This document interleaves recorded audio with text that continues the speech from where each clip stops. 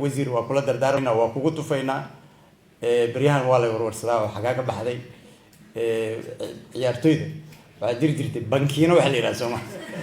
raggaan aad arkaysaana bankiino u fadhiya marka kii soo dhaafta anaa shaafta ku dhufana marka xukuumadda oo heshiis dan qaran iyo shacaarkii madaxweynuhu ahay Soomaaliya heshiisa adduunyada la heshiisa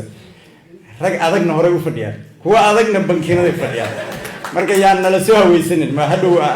afeefa bixin hadhow anagoo bixi hadaad aragtaan difaac adag ku jirna waa nala ka gardaraya mar rabna waliba dhaqdhaqaaqo waa iska ilaalinaa dadka gadaal u laabtamani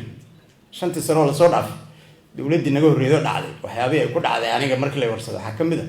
annaga bisayna ay jireen horta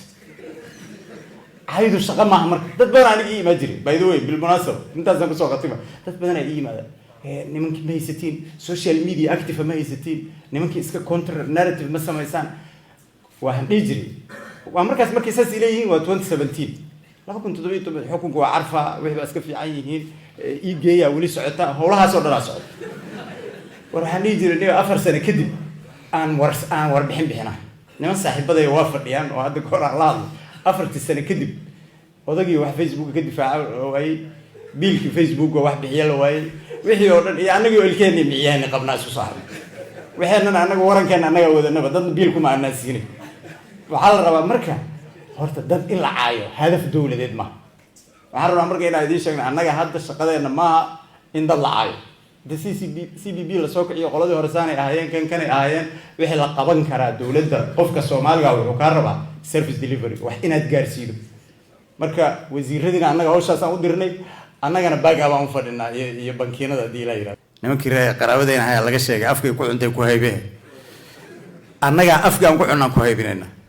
hadda Cabdixakiin wuxuu ka dhawaajiyay federal system-ka waxa ku qoran dastuurka in laga soo heshiiyo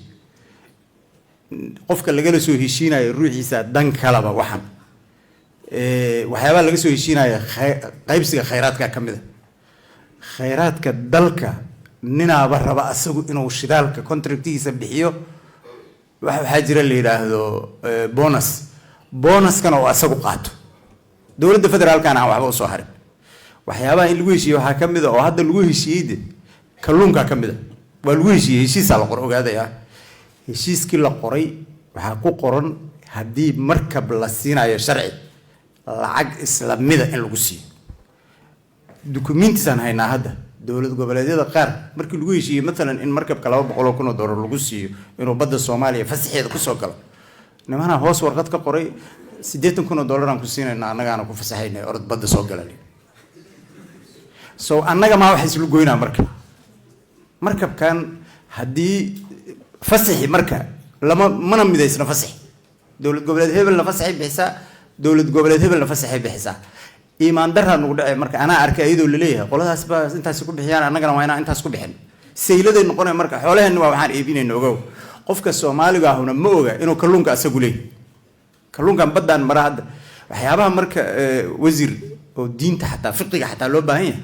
malaygaas hadda ninka dabta dada waxa jira oo fasax u qaato haysta oo Chinese kala soo heshiiyay oo balaayada la soo heshiiyay lacagtaas maxala umada iska lacagtaas malaygaas meeshaas maraayo Soomaaliya horta iska leh badda Soomaaliya u maraa qof walba gabadhan iyo wiilkan meeshan fadhiya ee lacagta horta inay wax ka soo gaarto ninkaas kor oo ku cunaa